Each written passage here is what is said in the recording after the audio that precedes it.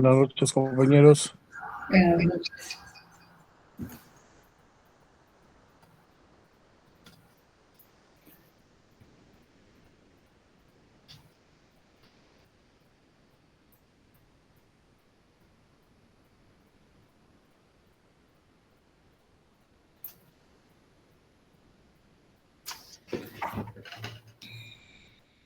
Que nos faltan algunos compañeros.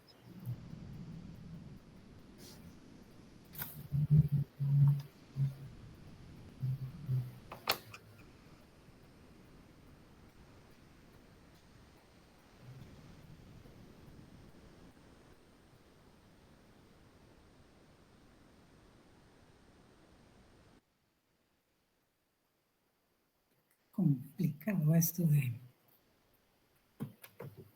de las clases virtuales, que si se puede abrir una computadora, no se puede. Pero escuchan bien, ¿verdad? Sí, Ligda, buenas noches. Sí, licenciada. Perfecto. Como siempre, teniendo siempre un hálito de fe en que leyeron, vamos a empezar preguntándoles si tienen alguna duda.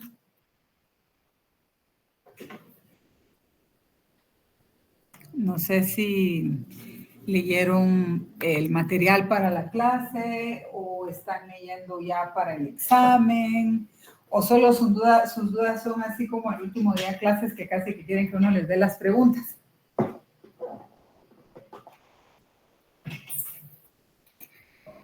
Estamos estudiando para el examen, licenciada. Estamos leyendo, Ligda. Estoy leyendo, dice. Bueno, si están leyendo, de verdad que podemos hacer la clase mucho más rápido. Dentro de las buenas noticias, y los felicito, creo que son mi primer grupo con el que vamos perfectamente bien a tiempo. Y para que no tengamos, no quiero decir errores, sino para que no tengamos imprecisiones. El programa de la clase, yo trato de cumplirlo en términos estrictos, pero siempre obviamente desarrollamos un poco más por la dinámica que tengo yo personalmente en la clase para ir viendo más ejemplos y todo. Pero bueno, el programa tiene básicamente 9 unidades. Derecho procesal constitucional, que es la parte teórica de la defensa de la Constitución. Protección constitucional, que si bueno, todos tienen el material y tienen además la presentación, saben que es muy pequeña y que además también la vieron en Derecho Constitucional, que son los instrumentos de protección constitucional, políticos, económicos, hacendarios, sociales. Vienen garantías constitucionales, que es la evolución básica y las normas fundamentales de amparo, exhibición personal y la constitución, el control constitucional de las normas, pero solo un esbozo de su ubicación en la Constitución, más o menos un esbozo histórico de cómo fue que nacieron, cuáles son sus antecedentes. Y la cuarta unidad es el amparo. Las primeras 3 son un repaso de lo que es derecho constitucional y algunas definiciones del procesal constitucional.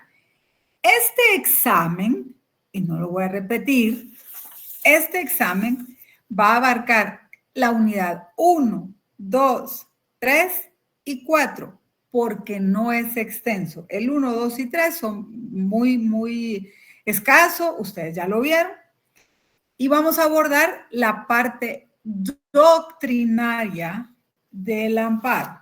No vamos a irnos a la parte procesal del amparo, es decir, al trámite, que es lo que hemos visto vimos parte de eso el sábado y el lunes.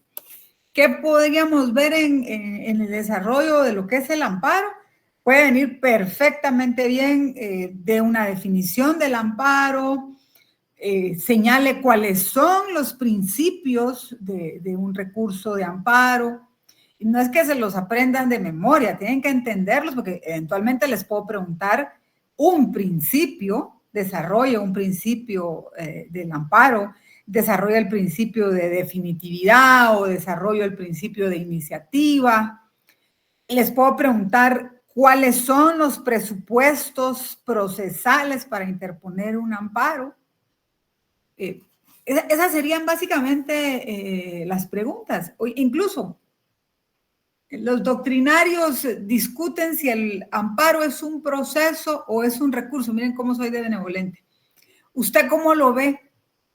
¿Usted cree que es recurso o usted cree que es amparo? Y fíjense qué interesante esta pregunta, porque el que me diga que es un recurso y me lo explique, eso sí, la va a tener bien.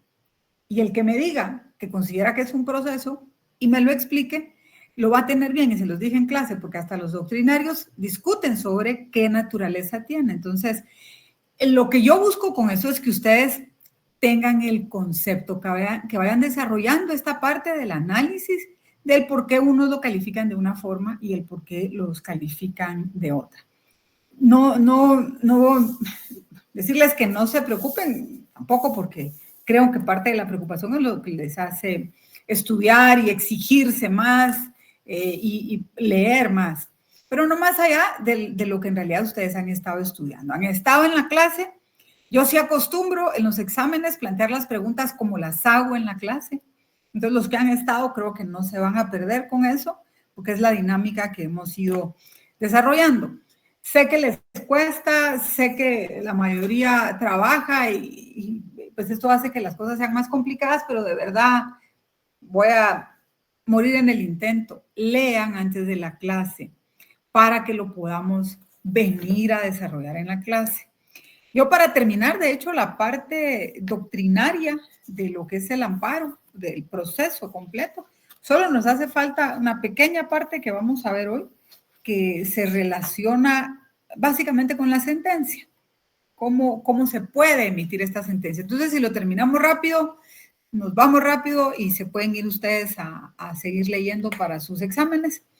Y siempre hay oportunidad de que revisemos cómo salen en este examen parcial.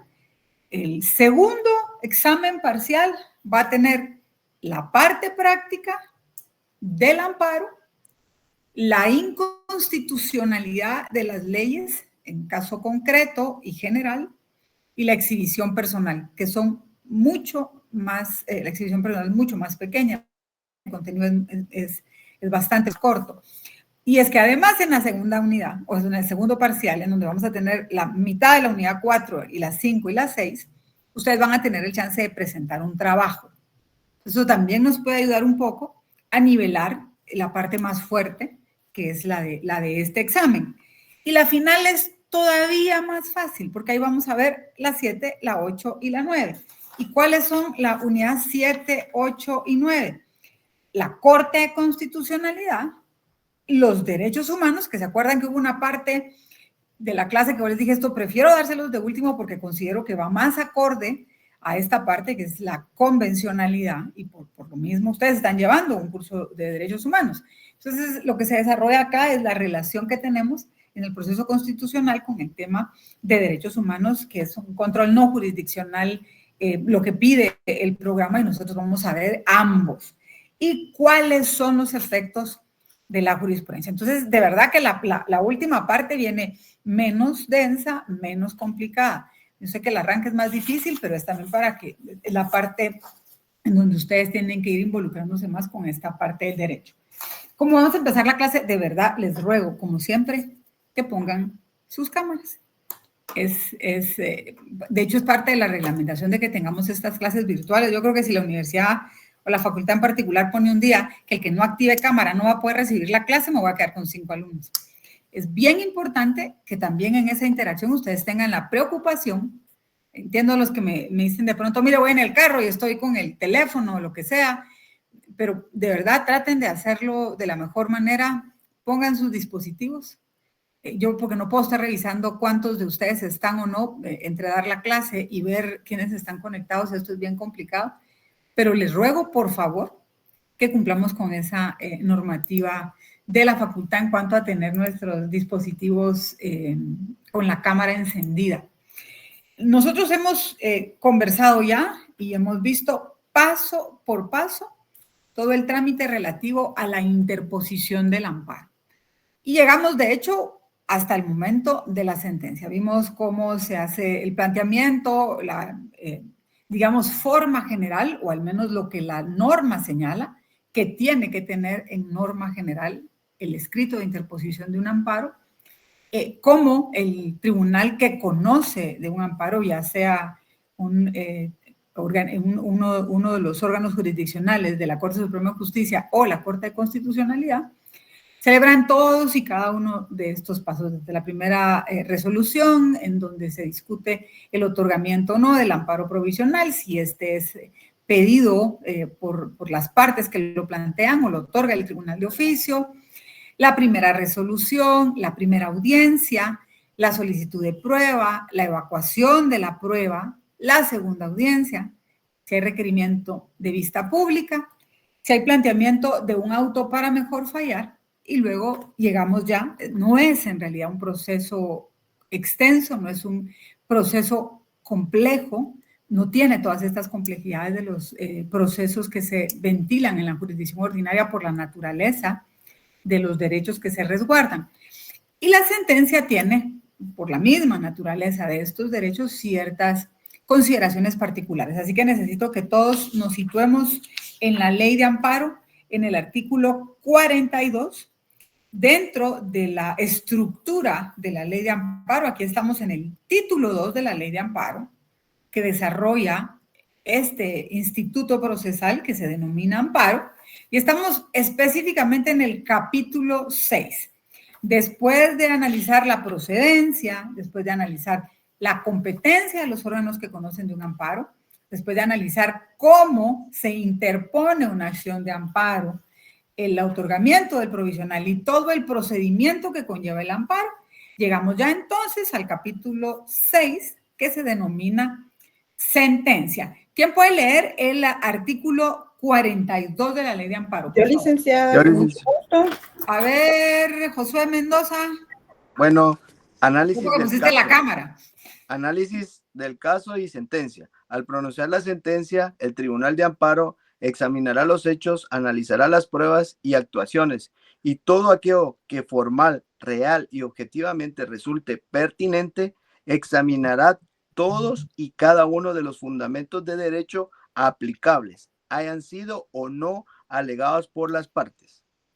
Con base en las consideraciones anteriores, apartando su propio análisis doctrinal y jurisprudencial, pronunciará sentencia interpretando siempre en forma extensiva la Constitución, otorgando o denegando amparo con el objeto de brindar la máxima protección en esta materia, y hará las demás declaraciones pertinentes. Miren, elementos que son interesantes de este artículo y que necesito que resaltemos.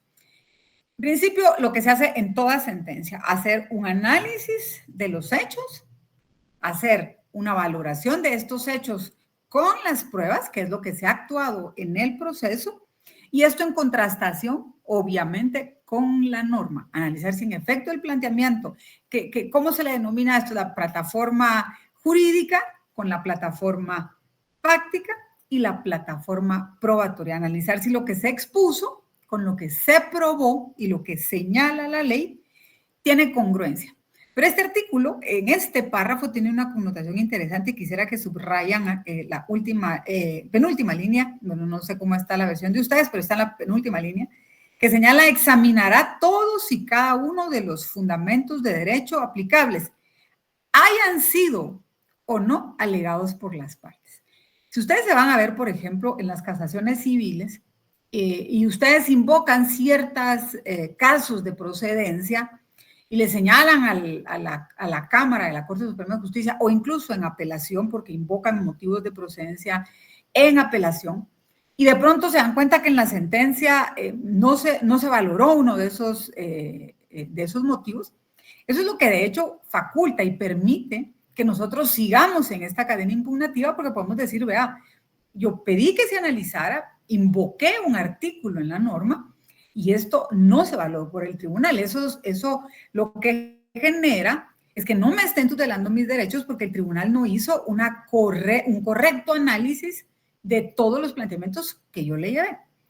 Contrario censo, existen bastantes casos en donde los abogados se les va y no explican de manera clara o no razonan de manera detallada en dónde están sus agravios.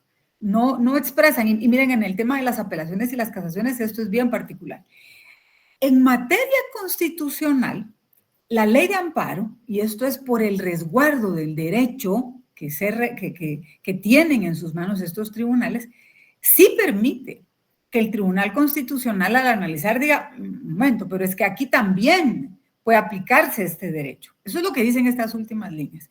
Yo voy a analizar todos los fundamentos de derecho que sean aplicables, ya sea que usted los alegó o que no los haya alegado. Porque si no los alegó, yo estoy bajo la obligación de analizarlos. ¿Por qué? Porque inmediatamente después, en el párrafo siguiente, y esto es uno de los principios que enseñamos en Derecho Constitucional, es que el Tribunal Constitucional está obligado a hacer un análisis extensivo del texto constitucional. Miren lo que nos dice en el párrafo segundo, que es lo que tiene que hacer el órgano que está conociendo de un amparo. Tiene que interpretar siempre en forma extensiva la Constitución. ¿Y qué es lo interesante con esto? Que en ese análisis extensivo también se sustenta de un elemento fundamental que generan las Cortes. Pero en este caso particular nos vamos a circunscribir a los órganos jurisdiccionales de control constitucional, que se llama doctrina legal, jurisprudencia. ¿Quién sabe qué es la doctrina legal y qué es la jurisprudencia?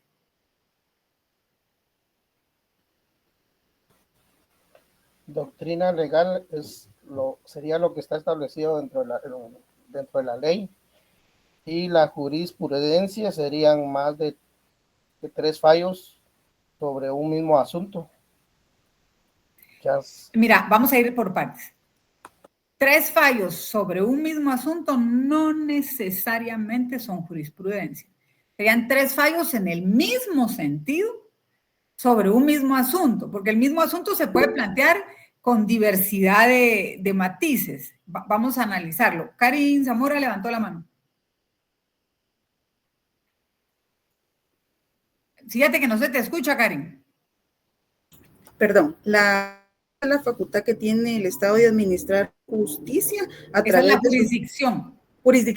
a través de sus órganos jurisdiccionales, licenciada. Miren, pues si ustedes leyeran más, esa es la jurisdicción, ¿sí? Hoy estamos hablando de la jurisprudencia. Si ustedes leyeran más, la respuesta la tienen en el artículo siguiente, en el artículo 43, que dice, la interpretación de las normas de la Constitución y de las otras leyes que están contenidas en las sentencias de la Corte de Constitucionalidad, es cuando la Corte analiza tanto la Constitución como otras leyes, esos análisis los vuelca en la sentencia, los esboza en la sentencia, los desarrolla, mejor dicho, en una sentencia.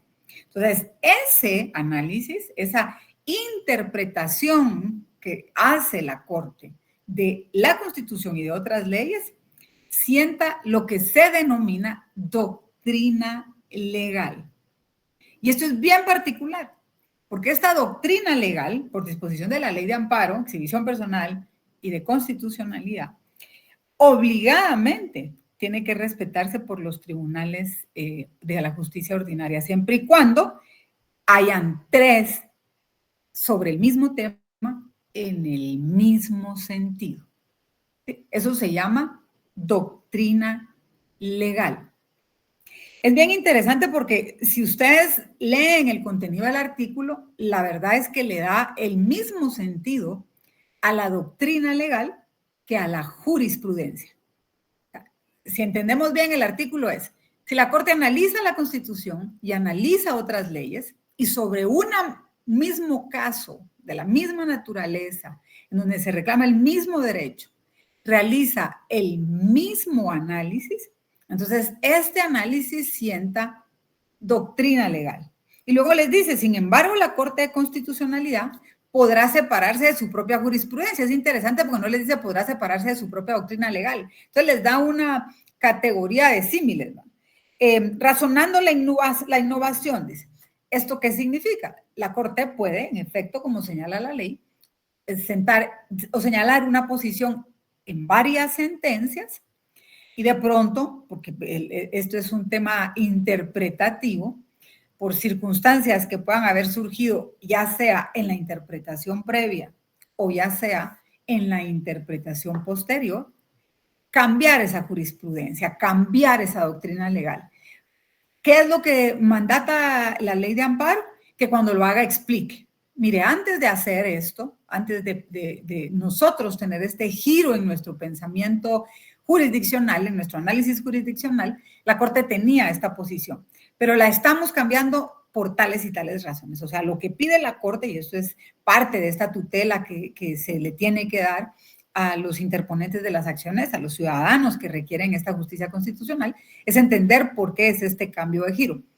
Yo quisiera de verdad poder hablar por lo menos de un giro con ustedes, pero es muy complejo porque no tienen esa, no sé, no quisiera decir formación, pero no conocen estrictamente un proceso en específico como para poder plantearnos una posición que se haya tenido por parte de la Corte en doctrina legal. Yo creo que el sábado conversamos alguna que de hecho está contenida en un código. Yo les hablé a ustedes que podían conseguirlo en el colegio de abogados, pero si se animan a ustedes a analizarlo, obviamente no les voy a pedir en el examen, miren, desarrollenme jurisprudencia de la Corte, pero en el artículo 403 del Código Procesal Penal sobre la reposición durante el juicio, en efecto, este año, el 9 de enero, la Corte dictó una sentencia en el expediente 4561-2022, en donde ya plantea un giro jurisprudencial. Dice, mire, la Corte ha estado analizando este artículo, la aplicación de este artículo, ese artículo 402, ha estado analizando cómo se aplica esta figura procesal, que es un recurso en el procedimiento penal que se denomina reposición, pero consideramos que ese análisis que estuvo haciendo la Corte por un buen tiempo no es el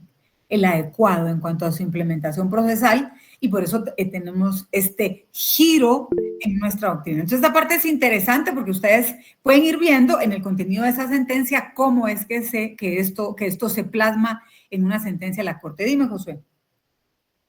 Licenciada, así como lo que usted está tratando de explicarnos, ¿cuánto tiempo tiene la Corte para poder dar respuesta cuando se están incumpliendo algunas inconstitucionalidades a través de estas sentencias? No encuentro mucho sentido en lo que me estás diciendo. ¿Cuánto tiempo tiene la Corte? Para responder. Para Cuando responder están violentando los derechos. Como ahorita estamos leyendo lo de la sentencia, dice que se tiene que basar a través de doctrina, que está diciendo que tiene que investigar lo de la doctrina para ver si da procedente el amparo o no. Entonces, ¿cuánto tiempo? ¿La Corte tiene algún tiempo limitado, la Corte de Constitucionalidad? Mira, es complejo porque si tú te vas a la norma estricta y ves los plazos, es que esto no debería pasar, pero es que ni un mes. Los plazos son muy, muy cortos. Lamentablemente no conozco, creo que tal vez solo en las exhibiciones personales, por la naturaleza de la exhibición personal, es que son inmediatas, pero estos trámites, o sea, esta sentencia que les acabo de dar el número, que el expediente, el expediente es 4561. Definitivamente fue un amparo donde estaban alegando algún tema procesal penal, y es del año 2022. La sentencia se dictó en enero de este año. O sea, si hay casos, la Corte recibe un promedio de 8,000 casos al año. Entonces, sí es muy complicado. No te podría dar, lo que sí es cierto es que se tiene que diligenciar lo más pronto posible, y una de las cuestiones que se requiere de verdad bastante más premura y un análisis inmediato es en el tema de los otorgamientos o no de los amparos provisionales.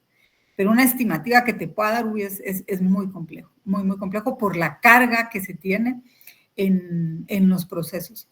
No es para desilusionarlos ni mucho menos, pero por ejemplo, si uno ve las agendas de audiencia en la jurisdicción ordinaria, hay casos laborales que uno presenta la demanda y le fijan la primera audiencia 2 años después. 2 años. O hay procesos penales que están esperando debate hace 3 años y todavía les falta. O sea, es bastante complejo. Pero bueno, En la ley de amparo, exhibición personal y de constitucionalidad, nosotros encontramos en el 42 y 43 el contenido esencial de lo que es la sentencia.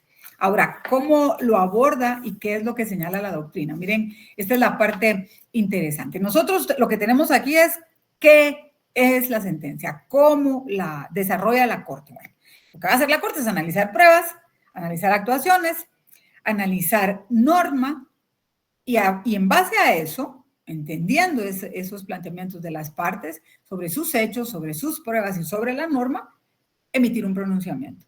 Ese pronunciamiento ordena la ley, insisto, que tiene que ser interpretando la Constitución de manera extensiva. Y si las partes no alegaron un derecho, pero en esa interpretación extensiva de resguardo constitucional, yo conozco que existe esa violentación, entonces yo la aplico. Y ahí doy esta tutela o este amparo que se está buscando por ser una garantía constitucional. Ahora, ¿qué es lo que nos dice la doctrina? La doctrina nos desarrolla qué es una sentencia. ¿Quién puede leer lo que está en pantalla de lo que es una sentencia, doctrinariamente hablando? Aquellos actos procesales provenientes de la actividad jurisdiccional que implica la decisión de una cuestión contenciosa o debatida por las partes dentro del proceso, bien sea incidental o de fondo. ¿Te acuerdas, Karin, que tú dijiste, esta es la potestad del Estado de administrar justicia? Algo así. No. Eso es lo que tú ves ahí, que es la jurisdicción. ¿Ah? Eso está implícito. ¿Por qué yo puedo emitir una sentencia? ¿Por qué un órgano jurisdiccional puede emitir una sentencia? Porque tiene la jurisdicción para hacerlo. Él administra la justicia. Es un acto emanado del órgano jurisdiccional mediante el cual decide de conformidad con el derecho objetivo, la causa o punto sometido a su conocimiento. Por ejemplo, si la licenciada les preguntara a ustedes en el examen, denme una definición de sentencia, ahí tienen dos, una de 3 líneas y una de 2 líneas. O pueden hacer ustedes una propia tomando el artículo 42 de la Ley de Amparo, Exhibición Personal y de Constitucionalidad. ¿Qué es la sentencia? Es ese momento procesal en el que el tribunal fija su posición. ¿Y cómo fija su posición el tribunal? Analizando. ¿Qué es lo que analiza entonces el tribunal? Los hechos, las pruebas y la ley. ¿Y por qué? Incluso se pueden poner más exquisitos, porque el tribunal ejerce una función pública que le da el Estado, que se llama jurisdicción. ¿Y cómo ejerce esa jurisdicción? En el ámbito de su competencia. Entonces, si esa sentencia es de amparo, entonces, ¿cuál sería esa jurisdicción de competencia? Constitucional. Si ustedes entienden cuáles son los elementos, no necesitan memorizar, porque todos van desarrollados de una manera lógica. Nos vamos más en detalle. ¿Qué es una sentencia de amparo? Lo que acabamos de decir. Bueno, si la sentencia es esa posición que asume un órgano que ejerce jurisdicción, donde analiza hechos, pruebas y derecho, entonces vamos a tener exactamente lo mismo, pero en la jurisdicción constitucional. Entonces, por favor, Karin, ¿si puede leer toda la que está en pantalla? Mucho gusto, licenciada. Sentencia de amparo. ¿Qué es una sentencia? Aquellos actos procesales provenientes de la actividad jurisdiccional. No, la última, sentencia de amparo, la última. Sentencia de amparo. Decisión legítima del órgano de control constitucional por cuyo medio se resuelve la cuestión principal sometida a conocimiento del órgano, en correcta aplicación del derecho, interpretando el texto supremo, Constitución, la doctrina y la jurisprudencia. Porque obviamente acá, por lo mismo que nos desarrolla el artículo 43, lo que el artículo 43 dice es, bueno, usted va a analizar hechos, usted va a analizar pruebas, usted va a analizar ley, usted va a analizar los principios constitucionales de manera extensiva, pero es que además va a analizar su propia doctrina y va a analizar esa jurisprudencia que usted ha sentado en el análisis de estos mismos casos. ¿Por qué? Porque si de hecho es necesario cambiarla, eso también tiene que explicar. Eso es la definición de una sentencia de amparo. ¿Sí? Bueno, ahora, si nos planteamos en que vamos a emitir una sentencia, el Tribunal Constitucional puede tener dos planteamientos. Vamos a ir por partes. Puede tener una sentencia definitiva y puede tener una sentencia desestimatoria. No nos perdamos con estas dos, vamos a ir despacito. Una sentencia definitiva es porque primero verificó el tribunal que sí se cumplieron los presupuestos procesales. El primer punto, ok, vamos a ver. ¿Cuáles son los presupuestos procesales que tiene que analizar? A ver, Nancy, Burón, Selene, dime Selene. Sí, efectivamente se está violentando un derecho. Ok, ese es el acto reclamado. Dime presupuestos procesales para planteamiento de amparo. Que no tenga. Karin, aquí estaba yo viendo porque me aparece solo el nombre. Si tiene cámara ya está. Nancy o Pride Alvisures. Pride. Los presupuestos procesales son la temporalidad, la definitividad, la legitimación activa y la legitimación pasiva. Ahí estamos. Entonces el tribunal lo primero que va a ver es eso. Selene dijo algo que es básico también. O sea, tenemos que verificar que hay un agravio. Que en efecto es un agravio de rango constitucional que merece que la Corte analice, porque es una discusión constitucional. Pero además lo hizo en tiempo. Ustedes saben, ¿qué pasa si no lo hace en tiempo? No se le entra a conocer. ¿Qué pasa si no cumple con la definitividad porque le faltaba terminar en jurisdicción ordinaria? Tampoco se le entra a conocer. ¿Y qué pasa si no tiene legitimidad para reclamarlo? O que lo está reclamando contra un ente que no es, o una autoridad pública que no es tampoco. Entonces, en una sentencia definitiva, lo primero que hace el tribunal es verificar que esos presupuestos procesales que señala la ley se cumplieron. Acuérdense que esa preguntita, pecado sería que no se las haga. ¿Cuáles son los presupuestos procesales? ¿Sí? Bueno, entonces como ya lo cumplió, entonces sí, voy a entrar a analizar el caso. Aquí, aquel alumno de la U que vive en un condominio donde no lo dejan entrar, sí, lo hizo en tiempo, sí, lo hizo contra el comité de vecinos, sí, él vive ahí, está bien, lo cumplió todo, no tenía otros recursos, ok, voy a analizar el asunto. ¿Podía el comité de vecinos, y vamos a ver un video sobre ese análisis que hacen en el caso Marbury versus Madison, el famoso juez Marshall, y van a ver cómo él hace ese proceso intelectivo también. Bueno, se cumplieron los presupuestos procesales. En efecto, él dice que se le está violando el derecho a la propiedad privada, el derecho a la locomoción. Analicemos si en efecto los hechos que él dijo y las pruebas que él trajo encajan en que ese derecho constitucional fue violentado. Si el tribunal considera que sí y hará todo un pronunciamiento y explicará por qué se violó y cómo se violó, esa es una sentencia definitiva, ¿sí? Porque ya lo analizó todo y está llegando a una conclusión final. A contrario sensu, tenemos las sentencias desestimatorias. ¿Por qué? En esas se declara sin lugar el proceso y no hace un pronunciamiento de fondo. ¿Por qué? A ver, Josué, Selene. Por incumplimiento de los presupuestos procesales determinados en la ley. Así es. Yo voy a emitir un pronunciamiento, pero no le puedo entrar a conocer, porque mire, ¿cómo quiere usted que yo le conozca si usted tiene una apelación pendiente? ¿O cómo quiere usted que yo le conozca si usted está discutiendo cuando usted no vive en ese condominio, lo está haciendo solo porque cuando usted llegó no lo dejaron entrar, pero no es un hecho que le afecte a usted? Es que yo por el amor a la justicia, sí, lamentablemente en estos casos no opera de esa manera. Entonces vamos a tener las sentencias definitivas que son las que le dan estima, digamos, al caso. Vamos a ver, esa es la clasificación de las estimatorias. De hecho, todas las sentencias estimatorias son sentencias definitivas, ¿sí? Yo emito una definitiva porque cumplen los 4 presupuestos procesales y en efecto voy a entrar a conocer el fondo. Pero emito una sentencia desestimatoria porque no puedo entrar a conocer el fondo de la discusión. Ese agravio que me están señalando no puedo, porque no me cumplió con cualquiera de los 4 requisitos.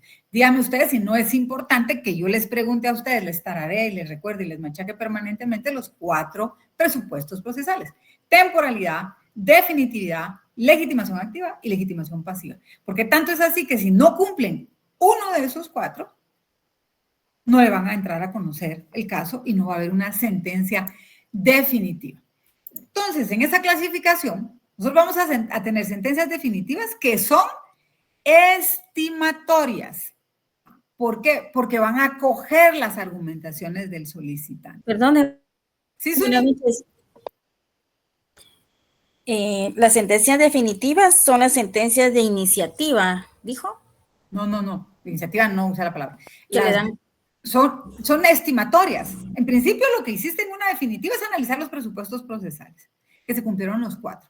Entonces ahora, y vas a tener las desestimatorias, porque como no cumpliste esos 4 requisitos, la Corte no va a entrar a conocerlo. O sea, no puedes decir, ay, perdí el amparo. No lo perdiste. Es que no lo entraron a conocer. No se pudo entrar a conocer. Entonces se va a dictar, en la Corte se les denominan sentencias que analizan presupuestos de viabilidad. Son autos de viabilidad, en realidad, en donde la Corte lo que señala es, mire, no pude entrar a conocer su planteamiento porque usted no me cumplió con requisitos que la ley me ordena que yo tengo que verificar que cumple. ¿Sí? Vamos a concentrarnos en las definitivas estimatorias. ¿Qué pasa con una sentencia? Ya es definitiva, ya analizó los presupuestos procesales y lo que hace este tipo de sentencias es que acoge la argumentación de la persona que se considera agraviada. Y en efecto, determina que se violaron esos principios constitucionales que dijo que se le habían transgredido. Entonces, perfecto, la Corte emite la sentencia y cuando la emite dice, él tiene razón, porque ojo, también podemos tener sentencias definitivas, pero que sean denegatorias. ¿Sí? Que digan, cumplió con la definitividad, cumplió con la temporalidad, cumplió con la legitimación pasiva y activa, pero el derecho que dice que se le violentó no es tal. Está analizando lo que él plantea, los argumentos que trae, no podemos concluir que la autoridad, que el juez, autoridad privada o autoridad pública, o que la circunstancia que está señalando sea cierta. Ustedes saben que muchos de los casos que de hecho se quedan así en estas discusiones son cuando se presentan amparos para pedir que se les resuelva algo. Yo hago un requerimiento ante una municipalidad, hago un requerimiento, no sé, ante la universidad, por ejemplo, y no me responden, y agoto todos los procedimientos. La ley de lo contencioso administrativo señala que yo puedo plantear un amparo con el solo efecto de que la autoridad me resuelva. Entonces, fíjense ustedes, ¿cuál es el acto agraviante? La falta de respuesta, la no comunicación. Pero hay temporalidad, hay definitividad, hay legitimación activa y hay legitimación pasiva. Pero ¿qué pasa si en el trámite del amparo les responde la autoridad? Ustedes lo que estaban pidiendo en una municipalidad era una licencia de construcción, o lo que le estaban pidiendo en la universidad era un trámite porque ya cerraron sus cursos, ya van a ver, así vamos en 3 años, y ya van ustedes a su privado y lo que quieren que les den son certificaciones y se los atrasan, pero de pronto cuando ustedes presentan el amparo, oh sorpresa, al día siguiente les resuelven. La Corte tiene que hacer una posición sobre estos requerimientos. Pero lo interesante es que no se le puede dar una sentencia en donde haya una conminación porque ya el acto que se estaba reclamando se cumplió. Entonces, esta parte también es bien interesante porque recuerden ustedes que, insisto, podemos presentar un amparo con la sola finalidad de buscar que la administración nos dé respuesta. Entonces, vamos a tener, insisto, las sentencias definitivas, que son las que, luego de que cumplimos los presupuestos procesales, ya el tribunal puede entrar a hacer una consideración de fondo. Esa consideración de fondo puede ser estimatoria, porque me da la razón, o puede ser denegatoria, porque señala que lo que yo estoy pidiendo no era tal, no existía esa violación. Y por otro lado, vamos a tener a las sentencias desestimatorias, que son las que no pueden entrar a analizar el fondo porque no cumplí con los presupuestos procesales. ¿Sí? Bueno, ¿qué es lo que vamos a encontrar dentro de esta clasificación de las sentencias? Yo creo que lo importante es que podamos centrarnos en ver el contenido.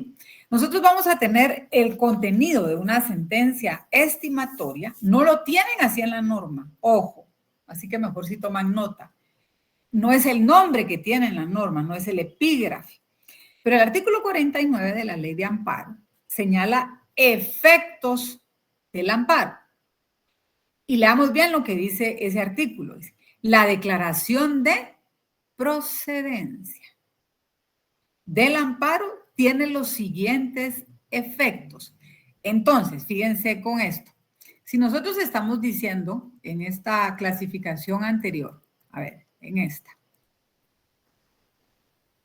A ver, perdón, aquí. Que una sentencia estimatoria es aquella que acoge mi solicitud. Primero va a ser definitiva, lo vuelvo a machacar, va a ser definitiva porque tiene los 4 presupuestos procesales. Y va a ser estimatoria. ¿Por qué? Porque me va a dar la razón, porque acoge mi planteamiento. Entonces, si vemos en esta clasificación que tienen en este momento en la pantalla, y nos vamos ahora en esa clasificación de sentencias, cómo se diseña una sentencia estimatoria, es fijo el contenido del artículo 49. ¿Por qué? Porque me está declarando que el amparo que yo presenté tuvo lugar. ¿Y qué es lo que nos dice la norma para las sentencias estimatorias? En principio, deja en suspenso para la persona que lo presentó el acto, la resolución, la ley o el procedimiento que está considerado como agraviante. ¿Se acuerdan? Este es otro principio. El amparo es interpartes. Este compañerito que en ese residencial no lo dejaban entrar por esos 1,000 quetzales que tenía que pagar, reclamó que le violentaron su propiedad privada, reclamó que le violentaron su libre locomoción. La corte lo estimó y le dijo, bueno, el señor no tiene que pagar los 1,000 quetzales. ¿Qué pasa con los demás vecinos? Si ellos consideran que pasó lo mismo, pues que presenten su amparo. Y fíjense qué interesante, porque si llegan 3 vecinos presentando el mismo amparo y la corte le resuelve a los 3 vecinos en el mismo sentido, ¿qué tendría la corte para esa residencial? Jurisprudencia. Jurisprudencia, sentamos doctrina legal. Pues sí, porque imagínense, es el mismo lugar, la misma circunstancia, los mismos hechos. Entonces habría una posición similar. Y de verdad que eso ocurre con bastante incidencia en las posiciones de la Corte, particularmente para casos como estos, de hecho, en donde la discusión son la violentación del derecho de propiedad y el derecho de libre locomoción. Entonces, ¿qué es lo que lleva a esta sentencia? Pues señalar, mire, yo dejo en suspenso para él, porque esto no es para todos. Caso distinto es que eso haya sido una ordenanza municipal y haya presentado una inconstitucionalidad general. Entonces, sí, yo declaro inconstitucional ese documento y ninguno tiene que sujetarse a esa disposición. Otro elemento interesante es que ordena que se restablezca la situación original. Él va y dice, mire, es que, ¿cómo va a ser eso que me cobran los 1,000 quetzales? Y como no los pago, no me dejan entrar con mi vehículo. No. Usted le restablece a él la situación jurídica original que él tenía, que era que él puede transitar como quiera y a la hora que quiera por ese lugar, porque simple y sencillamente no hay una norma previa, no hay una disposición previa a la cual se haya sujetado. Ahí no es muy distinto cuando son regímenes de condominio. Ahí había una calle y lo que ustedes hicieron fue cerrarla sin autorización municipal y me le restablece en la situación jurídica que le estaba afectando hasta antes que él hiciera esta reclamación. Y ojo, porque en la mayoría de estos casos, no me quiero atrever a decirles que en todos, pero en la mayoría se da el amparo provisional. Entonces, se ventila el proceso con esa garantía constitucional en donde el tribunal le mandó a decir a este comité de vecinos y lo deja entrar. Ojo, y le deja que camine por todas las calles hasta que yo resuelva al final. Si al final yo considero que él no tenía la razón, difícilmente, lo que va a ocurrir es que, ni modo, ese tiempo, él tuvo esta posibilidad de ingresar sin ningún tipo de pago ni de problema. Pero si luego yo establezco que no, que en efecto él firmó un documento, sujetó su propiedad al régimen de copropiedad y sujetado al régimen de copropiedad, él se sometía a disposiciones de un condominio, entonces sí, ahí sí no hay de otra. Discúlpeme, pero usted no tenía la razón, yo voy a emitir una sentencia definitiva, pero no le voy a dar la razón, por lo tanto no va a ser una sentencia estimatoria, va a ser una sentencia denegatoria. Como lo que estamos viendo es el 49, ese es estimatorio. Y además, cuando este acto consista en un silencio administrativo, lo que va a hacer es mandarle a decir a la autoridad que tiene que dar respuesta. Mire, estos jóvenes están pidiendo información en la universidad o están pidiendo una certificación, ya agotaron todo el trámite administrativo, estamos hasta cierto, ya se llegó a la última etapa del procedimiento administrativo y usted no la resolvió, le pongo un plazo para que le dé respuesta a lo que pidió. Y ahí vienen consecuencias que son bien interesantes. Supongamos que el que no les da respuesta a ustedes de todas estas peticiones que hacen en materia universitaria. Me quiero regresar a un caso de la vida real. Hubo un ministro que se le pidió información a través de la Ley de Acceso a la Información y no la quiso dar. La Ley de Acceso a la Información plantea recursos, presentaron los recursos, no lo quiso dar. Se presentó amparo ante la Corte de Constitucionalidad y se le dijo, usted tiene que darle información, no es información confidencial, no es información reservada, es información pública de oficio, la tiene que dar, y simple y sencillamente no quiso. Si ustedes se van al artículo 50 de la Ley de Amparo, para ir viéndolo junto con el 49, ahí se señala que si no se cumple con lo ordenado por la Corte de Constitucionalidad en este caso, o el Tribunal Constitucional, no necesariamente tuvo que haber sido la Corte, en este caso puede ser por la jerarquía de las autoridades y esto va a depender del órgano que va a ser el competente.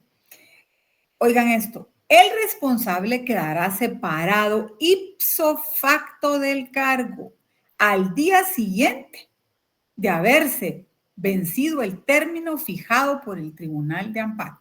En este caso al ministro lo destituyeron porque no dio esa información. Acá se hace en los subincisos que tiene, en las literales que tiene este artículo, en el B, en el C y en el D, si no estoy mal, se hacen consideraciones en cuanto a si quien no da la información es un funcionario electo, porque ahí sí es distinto, no se le puede destituir, ellos fueron electos, esto se hace para los que son funcionarios por designación, pero sí son responsables de los daños o perjuicios que ellos hubieran ocasionado en este tema de no entregar la información. Entonces, si esta sentencia tiene como fin que se les dé respuesta, y eso fue lo que yo busqué a través del amparo, entonces se fija un término prudencial para que se dé respuesta. Y si no se da respuesta, ahí lo tienen ustedes en el artículo 50, el tribunal puede ordenar la destitución. Cuando decimos ipso facto es ipso facto, es inmediato. Es inmediato. Ahí escriban esas definiciones. Y en el caso de dar información, o sea, si usted tiene que darla en tal término, no se cumple el término, va para afuera. O fija un plazo también, cuando lo que se tiene que hacer es cumplir lo ordenado, que no necesariamente sea atender este tema de los silencios administrativos, sino algún tipo de resolución o modificar algún tipo de actitud que está llevando a cabo este ente administrativo. Y en esa sentencia, además, apercibe al funcionario, apercibe a la autoridad impugnada, no necesariamente va a ser un funcionario, saben que pueden ser también entidades privadas, para que le dé cumplimiento a lo que está ordenando y le fija un plazo. Porque si no lo cumple, le va a fijar multa. Además de que puede ser responsable civilmente, además de que puede ser responsable penalmente. Y aquí hay una cuestión bien interesante, porque estas sentencias de la Corte incluso pueden decir, mire, usted tiene tal plazo para cumplirlo, y si no lo cumple, puede hacerse acreedor de una multita, digamos, no sé, pensemos 5,000 quetzales, además de las responsabilidades penales y civiles. Pero es que además también va a multar a su abogado. Y generalmente, se multa a los abogados en los amparos independientemente de la conminatoria, es decir, la amenaza de que si no cumple, se le va a cobrar multa al interponente. Entonces, ahí hay una dualidad bien interesante.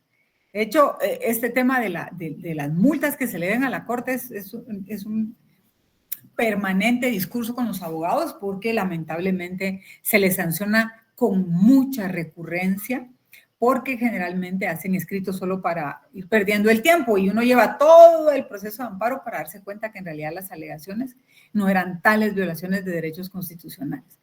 Y yo creo que eso es algo, perdón por el comercial o el paréntesis, que no nos terminan de enseñar en la universidad.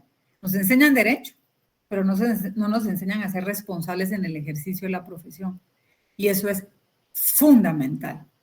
Si ustedes van con un médico y el médico les receta y les estampa sello y firma y luego están graves, el responsable es el médico, porque él fue el que estudió todas las ciencias que le permiten recetarle a uno.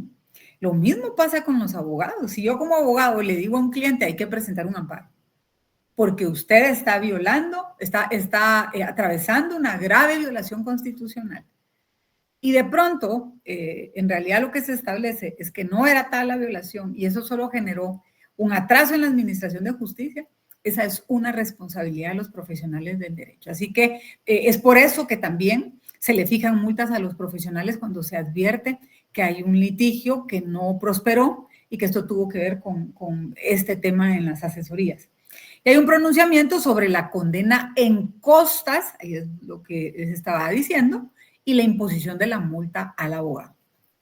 Esto es solo para que ustedes lo tengan ahí en su banco, no es algo que vaya, banco de memoria, no es algo que vayamos a tener como un punto de examen, pero sí no olviden que son elementos distintos. Una cosa es decirle al funcionario, si no cumple lo voy a multar, fíjese bien, cumpla para tal fecha, bajo pena que si no lo hace hasta esa fecha o para esa fecha lo voy a multar. Además de la responsabilidad civil, además la responsabilidad penal.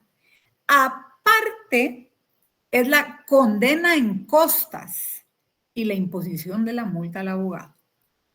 Ya les expuse lo del abogado. ¿Y qué es la condena en costas? ¿Alguien sabe qué es la condena en costas? Está en el artículo 45 de la ley. A ver, ¿y qué dice el artículo 45 de la ley? La condena en costas será obligatoria cuando se declare procedente el amparo. Podrá exonerarse el responsable cuando la interposición del amparo se base en la jurisprudencia previamente sentada, cuando el derecho aplicable sea de dudosa interpretación y en los casos en que el juicio del tribunal se haya actuado con evidente buena fe. Fíjate, pues, Selene, lo que tiene de interesante, Selene, lo que tiene de interesante el artículo 45 es que te dice cuándo se condena en costas. Yo les pregunto, ¿qué son las costas? Es Los gastos que se hacen dentro del proceso. Me encanta cuando se pelean por hablar, porque todos están leyendo. A ver, Pride Alvisures, levantó la mano. Carlos Pinto también. Carlos Pinto.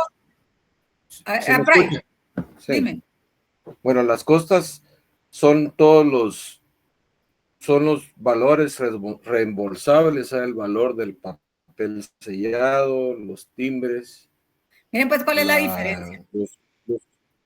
A ver, por ahí vamos, ¿sí? Pride. ¿Y tú, Carlos, tenías algo? Buenas noches, licenciada. Sí, pero yo me iba a basar en el artículo 52 y 53. ¿Qué dicen? Básicamente aquí dice que los mandamientos de escrito los debe contener la sentencia de amparo, con la conmutatoria de aplicarlos por parte del responsable dentro del término que se fije, bajo apercibimiento de imposición de la multa que indique más las responsabilidades civiles y penales respectivas. Otros efectos adicionales son las condenas de pago de cosas y fijación de multa al abogado patrocinante. Ahí está. Miren, pues lo que quiero es que en algún lugar, y si lo quieren apuntar en la ley de amparo, lo que sea, creo que esto va más para esa tarjetita o esta agendita que tanto les aconsejo que tengan. Pongan aparte estudiar costas y multas. Es como otro término que es muy interesante y que les va a servir, dejémoslo interesante, son términos que son fundamentales en teoría general del proceso, que son los daños y perjuicios. Que todo esto es algo que también se puede llegar a reclamar. A ver, la multa la fijo por haber incumplido, ¿sí?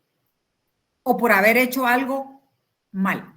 Abogado, yo lo voy a multar a usted, porque de hecho, usted está planteando esto, había una discusión acá, que ya jurisprudencialmente había una posición, Y lo que usted viene a hacer es a atrasar el proceso. Porque, ojo, acuérdense que el 45 da esa excepción. Dice, bueno, pero si es dudoso el derecho, porque hay duda con la jurisprudencia, entonces no lo tengo por qué sancionar, no lo voy a multar o no le voy a interponer por el otro lado las costas. ¿Cuál es la diferencia? En la multa lo que yo señalo es, primero, funcionario, si no cumple con mi resolución, lo multo. Esto es una llamada de atención para que usted haga las cosas en tiempo. Si se le fija, por ejemplo, a una sala que en el plazo de 10 días analice nuevamente su resolución por la violación y lo hace en ese plazo, no se va a hacer acreedor de la multa, porque está cumpliendo en plazo con la orden del tribunal. Pero si, por ejemplo, en otro amparo se le señala una multa al abogado por el patrocinio en el juicio, eso es aparte, esa se le fija ya en la sentencia. O sea, no es por tiempo y si cumple esto, si cumple, no, se le impone una multa. Y de hecho, si no las pagan, se les puede iniciar juicio a los abogados y la Corte de Constitucionalidad le da seguimiento a esos juicios de imposición de multas. De hecho, últimamente, varias entidades que contratan abogados les piden que lleven las constancias que digan que son solventes, como que fuera el pago de impuestos, ¿va? Las costas es el pago por los gastos de litigio. ¿Ya? Esos son las costas del proceso, que es justo lo que nos dijo el compañero Alvisures. Las hojas, la tinta, básicamente explicarle al tribunal, mira, yo gasté esto. Por cierto, ya debería de estar mejor el arancel que está señalado para el pago de costas, porque es una nada, ¿verdad? Pero es distinto. Una multa es por el incumplimiento de la orden en el tiempo que se le dijo, o por haber llevado un mal litigio, y ahí es otro tema, porque se le fija al abogado. Y el otro es que al vencido, ese es algo particular, al vencido le voy a cobrar por esas costas procesales. Dime, Carlos. Gracias, licenciada. ¿Y también puede ser porque lo pide la otra parte? Siempre. Generalmente quien interpone pide que se paguen las costas procesales. Y es bien particular porque la verdad es que la mayoría de amparos se plantean en contra del poder público, que es el Estado. Y tú no presumes que el Estado va a hacer un procedimiento o de mala fe o porque te quiera afectar. Y generalmente, yo te diría que casi que en todos los casos, se les exonera de esos pagos por ser el Estado, por estar haciéndolo en nombre del Estado. Luis Gerardo Baños.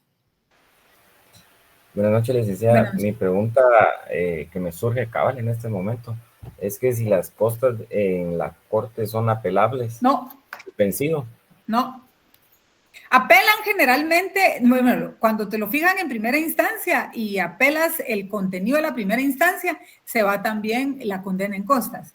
Y eso sí se puede entrar a conocer. Y también la multa. Pero las que impone la CC, no. Acuérdate que las sentencias de la CC no son apelables. Muy bien. Solo puedes presentar aclaración o ampliación. Entonces, se hace ese pronunciamiento. Sí, Carlos, dime. Disculpe, licenciada, me entró la duda también ahorita, una pregunta que relacionado. La multa, pues según acá, dice que son de 100 a 4,000 quetzales. ¿Cómo la definen? La verdad es que es un poquito complejo, porque yo no he visto multas mayores a 1,000. Todas las que he visto son de 1,000 quetzales.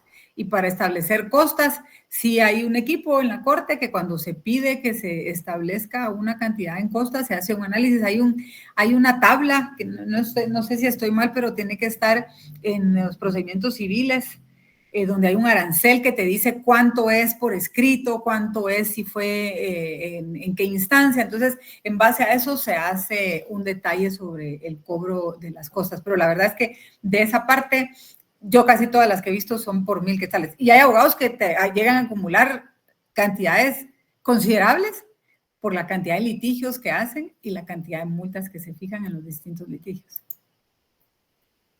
¿Ah? También se pronuncia, en este caso, si es que se ha planteado sobre el pago de daños y perjuicios. Todo eso lo van a ver ustedes como contenido del artículo 49, que son los efectos del amparo. Es básicamente lo que tiene una sentencia estimatoria. Vamos a avanzar acá. Si nos vamos al artículo 42, que tiene todo el detalle del análisis de esta sentencia, como hablábamos al inicio, vamos a analizar los hechos expuestos, vamos a analizar las pruebas, todas las actuaciones que se llevaron al tribunal y básicamente todo aquello que nos permitió establecer si la vulneración del derecho que se nos está señalando existió o no existió. De pronto se pudo haber acompañado prueba que no necesariamente compruebe eso, que se haya acompañado incluso en la misma presentación del memorial, pero que el tribunal a la hora de leerlo diga, bueno, pero esto no tiene relevancia con lo que se está discutiendo, entonces no se entra a hacer mayor consideración sobre prueba que no pruebe en esa instancia o en ese momento que es el de emitir sentencia que la vulneración constitucional que estoy planteando se llevó a cabo. Se examinan todos y cada uno de los fundamentos de derechos que se señalaron, como les decía recién, si se alegaron o no. Igual si el tribunal considera que existe una vulneración que no se alegó y es de derecho, entonces puede hacer pronunciamiento. Y les digo, hago énfasis en eso porque he visto un par de casos, tal vez un poco más de un par, unos 5 casos, en donde de pronto ha habido intención de querer analizar hechos, que cuando se lee el expediente uno dice, como que debió haberlo hecho por tal cosa. Sí, pero si es sobre otro hecho, no podemos entrar a analizar. ¿Por qué? Porque ese hecho fue previo. Y entonces se está rompiendo la temporalidad. De pronto al abogado se le fue y lo que él presentó fue por un hecho posterior que de pronto también tenía alguna vulneración, pero no puedo extender mi análisis a hechos. ¿Por qué? Porque yo no inmedié los hechos, a mí no me constan los hechos. Lo que sí me consta, y ese es un principio que es que el juez conoce el derecho, es que si yo considero que ese derecho está vulnerado, entonces puedo entrar a analizarlo y hago consideraciones de todos y cada uno de esos puntos juntamente con la doctrina, la jurisprudencia y ahí ya pues de una manera extensiva señalo se otorga o no se otorga el amparo. Y lo que se señala es, bueno, sí, por procedente se otorga el amparo o por improcedente se deniega el amparo. Y se hacen todo este tipo de consideraciones. Si se otorga sobre el dejar en suspenso el acto o ordenar que se cumpla con, si es de entregar información, con hacer información, o si son actos que se están realizando, que se cese en la realización de esos actos. Y todas las consideraciones y declaraciones que el tribunal considere que se tienen que llevar en una sentencia. Para la próxima unidad, que sí ya vamos a examinar trámite y que vamos a ver en detalle el trámite, sí vamos a tener a la mano sentencia. Yo les dije, no quiero que vean un caso específico, eso es limitarles a ustedes el análisis, pero sí vamos a ver la estructura de una sentencia para que ustedes puedan observar cómo es el desarrollo. Y eso es básicamente el proceso de amparo, es lo que podríamos concluir para que ya se vayan tranquilos a estudiar. El trámite lo analizamos completo, parte del sábado y el día lunes, el acto agraviado, el poder determinar que se concluyeron con todos los procedimientos ordinarios, analizar que esté dentro de los casos de procedencia del artículo 10, que en efecto existe un agravio de conformidad con lo que señala el artículo 8, hacer mi escrito con toda la definición y detalle que señala el artículo 21 de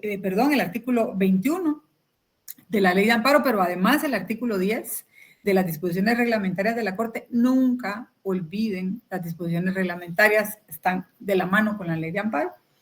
Analizo la temporalidad, analizo quién es la autoridad reclamada, que en efecto esa autoridad reclamada haya emitido el acto que estoy reclamando que me causa agravio, o es la autoridad que no emite el acto que yo estoy pidiendo, por eso hay una omisión, o que está llevando a cabo actividades que me causan agravio. Tengo que tener claridad que se lo estoy reclamando a la misma autoridad que lo está generando. Si no, no voy a tener conexidad y no voy a existir la legitimación pasiva.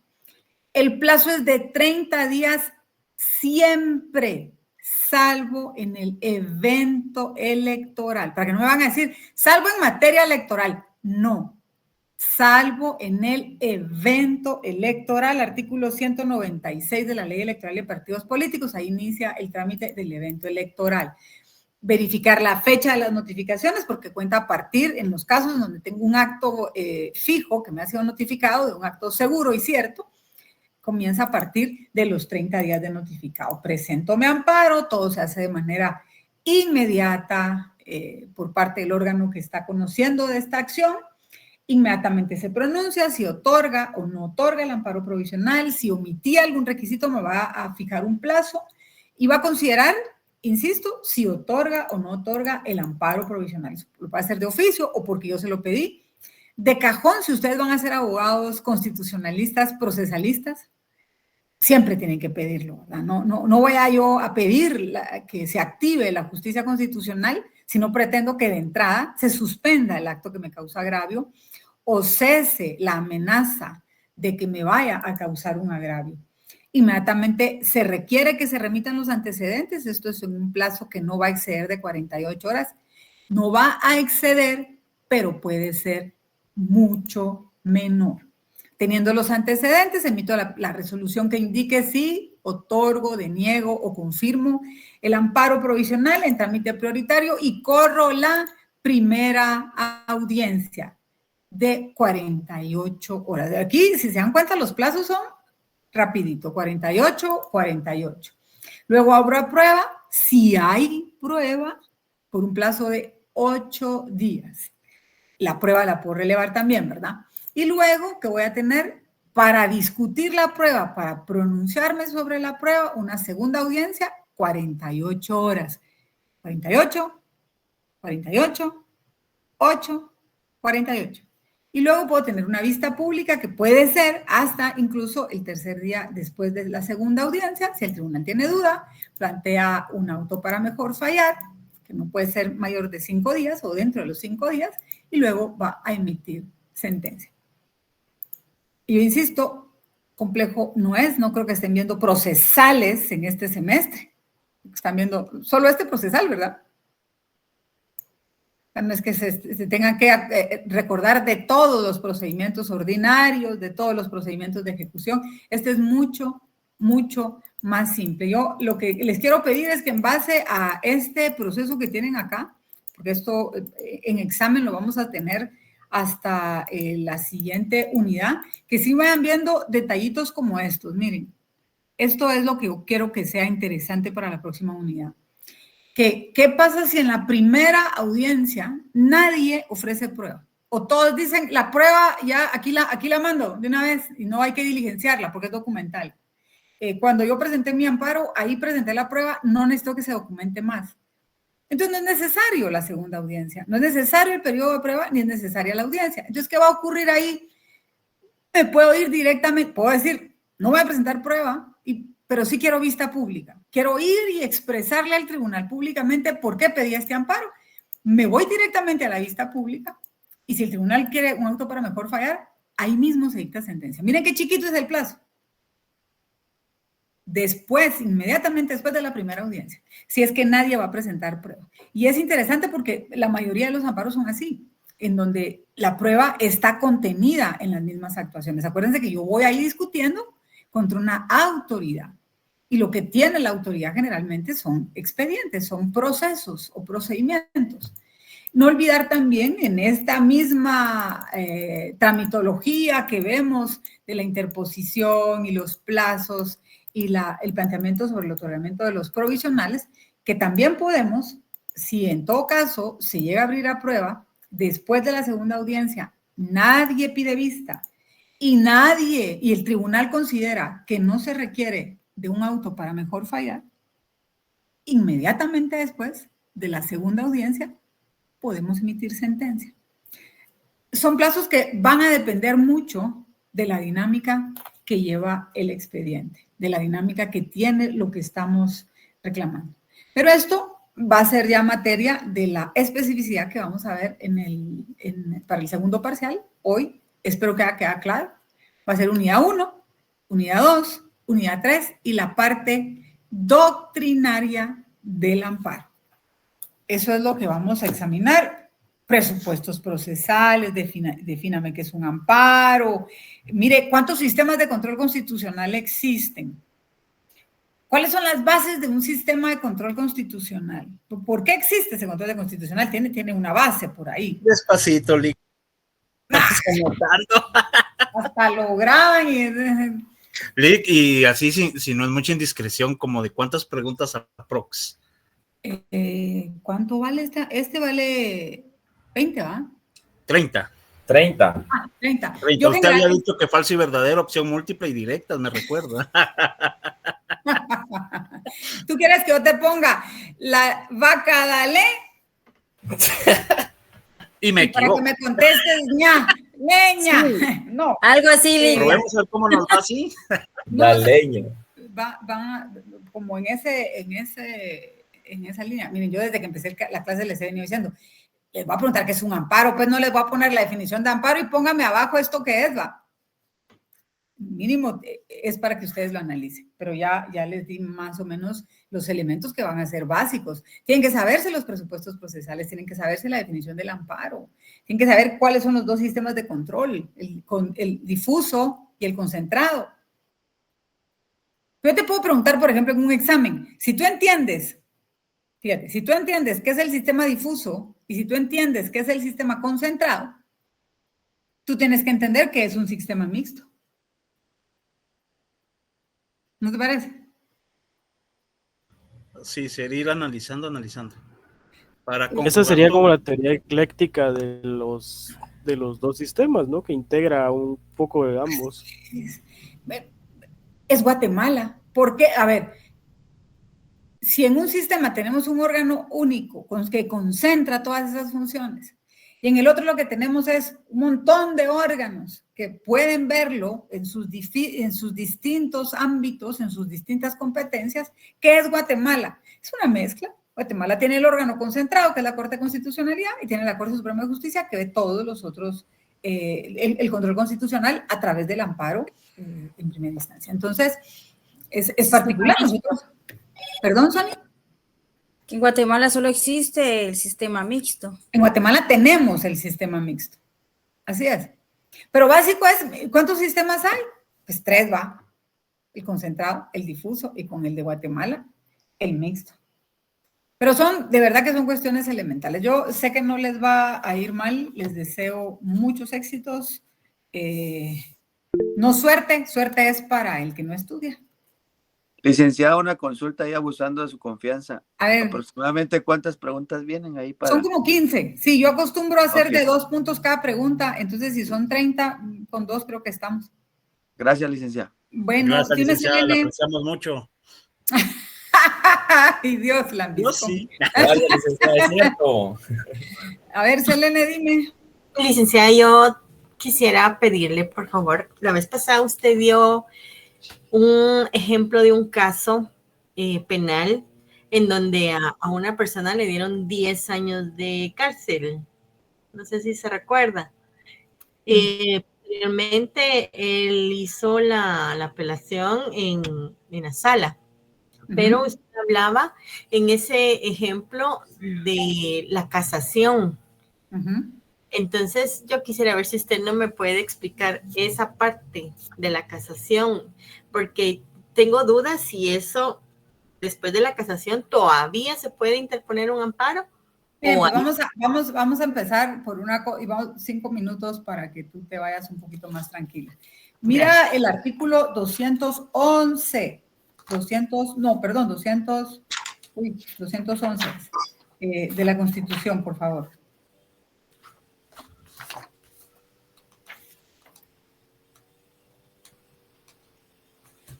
¿Lo tienes? Voy. ¿Sí? Lee qué dice.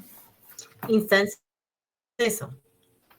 En ningún proceso habrá más de 2 instancias y el magistrado o juez que haya ejercido jurisdicción En alguna de ellas no podrá conocer en la otra ni en casación en el mismo asunto, sin incurrir en responsabilidad. Ningún es bien tribunal. particular, ¿va? Es bien particular ahí. Vamos a dejar en la lectura de esa parte.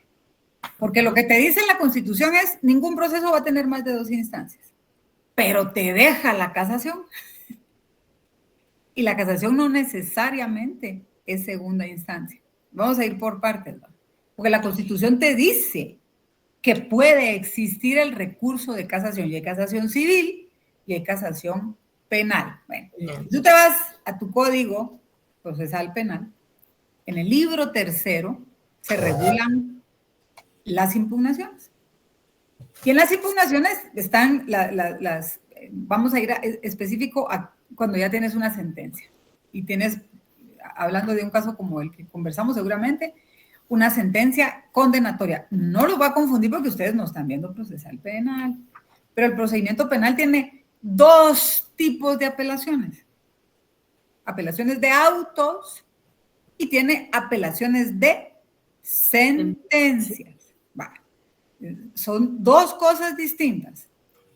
Si, por ejemplo, a mí me dictaran un auto en donde me deniegan la libertad, yo planteo hay una persona que está detenida y yo planteo la libertad de mi patrocinado y el juez lo deniega. Eso es apelable, pero no es una sentencia. Es una decisión que emitió el juez donde te dice su cliente no sale de la cárcel. Entonces lo que estás es apelando un auto.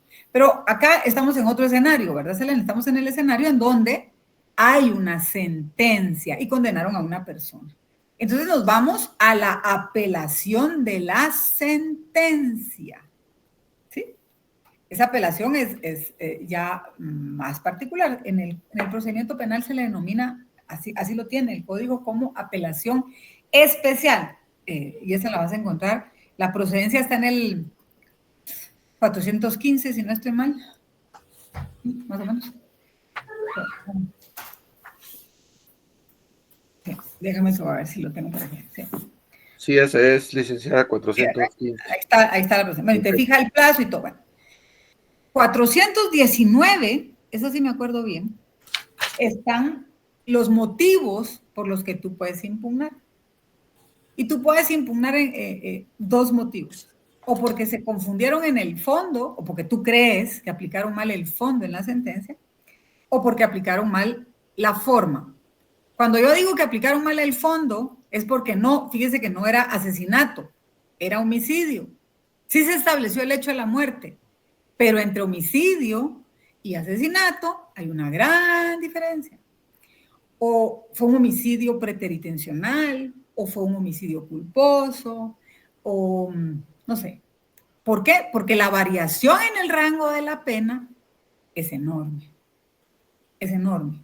O porque al final hubo varios delitos y usted los puso en concurso, pero no analizó el concurso que era, entonces me puso más pena. Pero al final lo que tú le estás diciendo al tribunal que analizó mal es la norma sustantiva, es decir, el código penal, el que te dice cuál es el delito, cómo se fijan las penas, si hay agravantes, si hay atenuantes, si hay concursos, etcétera, etcétera.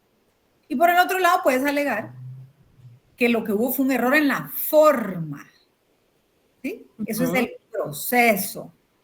Fíjese que yo llevé un testigo y en el debate no lo valoraron. El procedimiento para oír al testigo fue malo, el procedimiento para, qué sé yo, una inspección fue malo.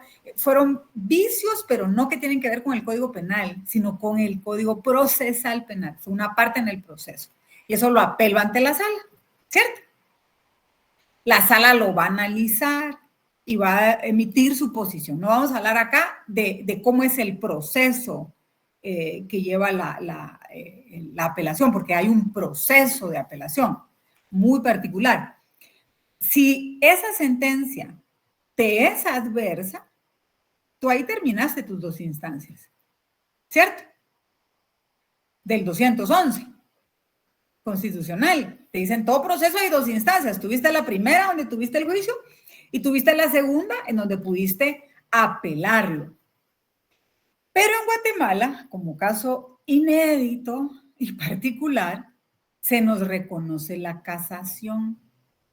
Y eso lo vas a encontrar en el artículo 437 del Código Procesal Penal.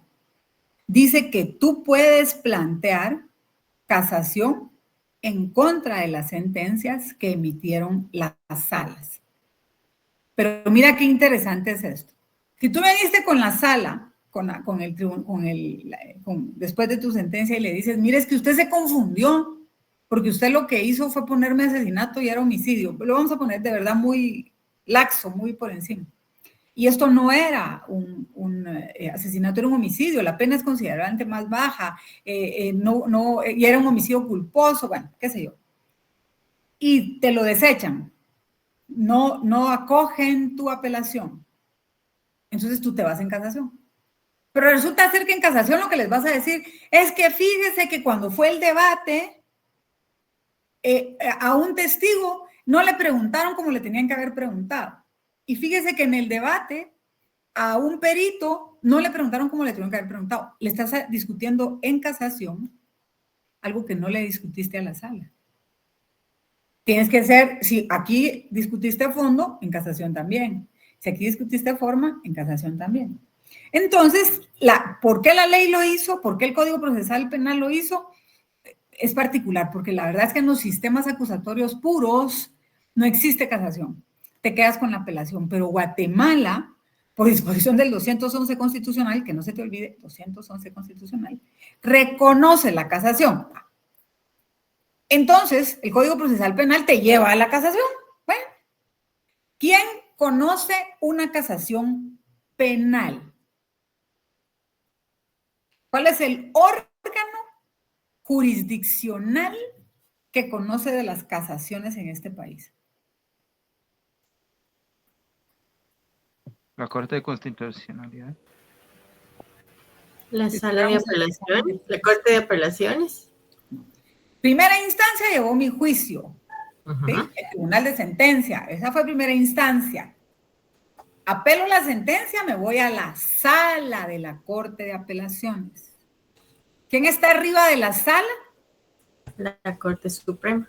La Corte Suprema de Justicia. Y acuérdense que como las cámaras tienen competencia por razón de la materia, y ustedes tienen ahí un cuadrito que su catedrática, que como los conscientes de Derecho Constitucional les hizo sobre las competencias, y ustedes tienen ahí ese detalle de cómo va subiendo en la Corte Suprema de Justicia.